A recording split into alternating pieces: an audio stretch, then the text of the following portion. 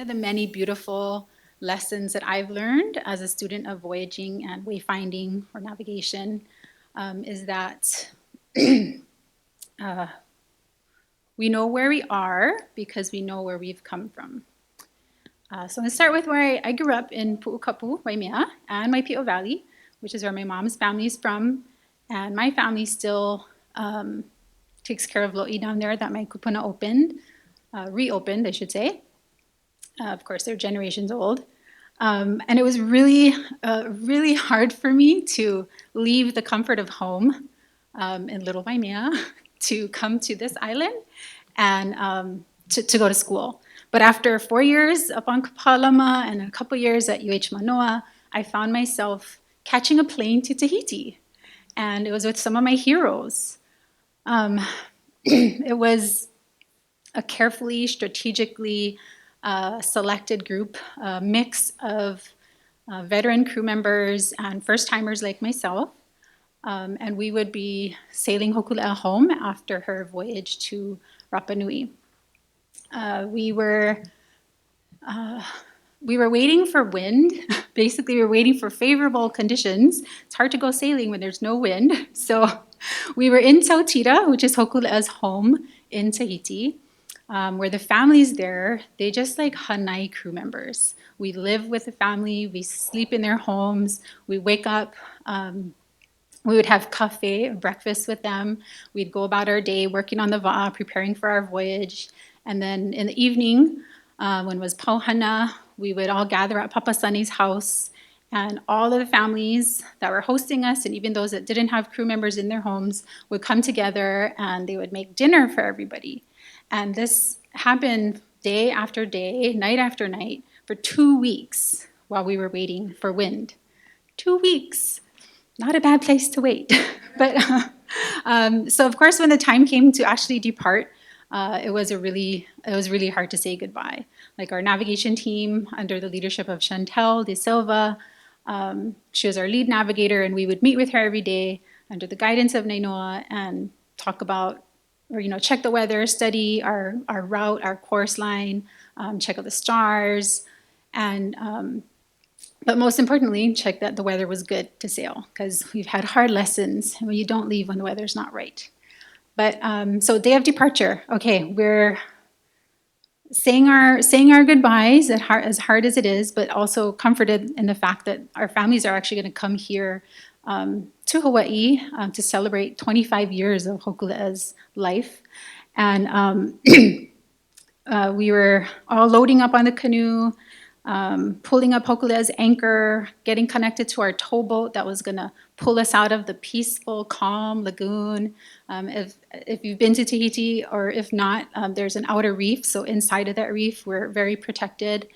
But as soon as we start moving, like out of nowhere, I feel this like jolt, or like this electrical pulse that goes through my body. And I was just, I let go of the mast, and I looked behind me at the crew members that are on the Hoi Uli, the steering sweep, and they all had the same like big eyes, like shocked look on their faces, like, what just happened? And the next thing we know, this like loud clap of thunder overhead, and then the next bolt of lightning, it set fire to the mountain, to whatever behind us. I was like, where did this come from? It was quiet, it was peaceful. We had no wind for 2 weeks, and now we're in like a thunder lightning storm. So I'm like, are we still going? Like, we're still moving, we're still towing out of the lagoon. And as we exit the pass out of the lagoon, we disconnect from our small towboat, and we start opening the sails. And as the afternoon progresses, it's getting darker and darker, and the flames, we could kind of still see the flames from Tehuareva, but the smoke was like just like mixing in with the gray clouds that were like sitting on the mountains. And before it got too dark, before the sun like completely disappeared, the sunlight, Chantel was making sure we could backsight to get ourselves on course, backsighting with the Tahiti mountains, the mountains in Tautira. So it's getting darker, sun's down, and we have wind. The wind has come. And not only that, but squalls, squall after squall. And these are just basically like bursts of rain and wind.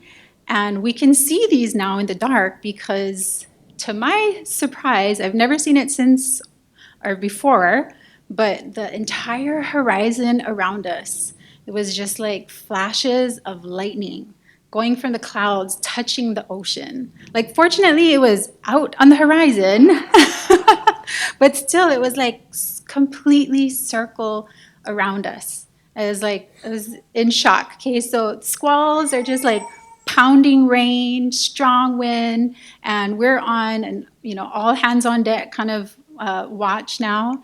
And because the wind is so strong from these squalls, we have to close the sails to protect them from getting torn.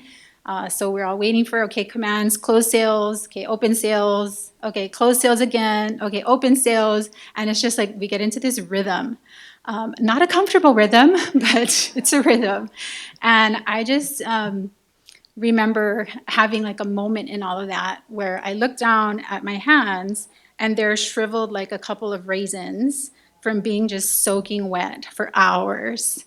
And I was shivering. I couldn't stop myself from shivering because it was so cold. Like, being cold is one thing, and then wet on top of that is just like a whole nother layer. But I just, all these thoughts were going through my head, including, how did our kupuna do this before Patagonia foul weather gear? And what did I get myself into? And is it going to be like this for the next 30 days? So that was the first night. Fortunately, sun comes up. It's a beautiful day. We had cleared that weather, and every day after that was beautiful. So that was just the most exciting time of a first voyage for me. But the rest of the voyage, like I said, it was beautiful. At sunrise and sunset, we would check in with Chantal and we would discuss every morning and evening where we thought we were. And basically, we're keeping track of how fast we're going and in what direction. So we have this knowledge of where is Tahiti behind us. Of course, if we ever had to turn back and go back, but also this vision of where Hawaii was ahead of us. And it felt, over time, it felt like familiar. It felt like a familiar path. Like we are truly sailing in the wake of our ancestors. And it was, 21 days after leaving Tahiti, Chantal pulled my island out of the sea. And Mauna Kea became visible that night after the lights of Hilo started to appear after the sun went down. So that voyage was a gift. Fortunately, it was the first of many. And I guess my thoughts, even during that voyage, is just, again, like I said, that path felt really familiar. We knew where we were coming from. We had a really a good sense of how our kupuna might have done this. Because as we know, for many years, there's kind of a doubt that we did. But just really thoughts of gratefulness and just mahalo to Papa Mau. This year, we're celebrating 50 years of Hokulea now. Yeah.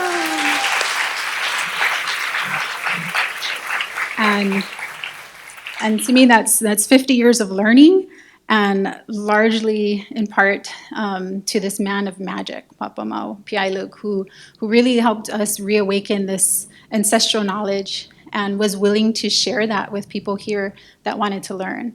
And so in my journey, I guess, I've been really fortunate to have these extraordinary mentors.